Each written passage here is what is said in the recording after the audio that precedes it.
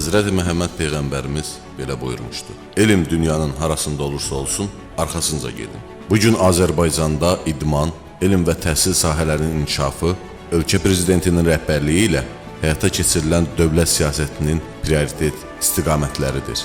Buna görə də dövlətə, dövlətçiliyə və xalqa ləyaqətlə xidməti özünün həyat amalına çevirmiş hər bir vətənpərvər sahibkar da bugün idman və təhsil kimi sahələrin inkişafına öz töhfəsini verməlidir. Yeni tədris ilinin ilk günündə biz Bakının Nizami rayonunda Elşən Süleymanov küçəsi 246 ünvanında Simurq Liseyi Baylandaunun yeni filialının açılışını etdik. Yeni təhsil müəssisəmizin açılışı mübarək olsun. Allah xalqımızı və dövlətimizi qorusun. Düşünürəm ki, mən millətimə, xalqıma, dövlətimə, ölkəm üçün faydalı bir iş görmüşəm.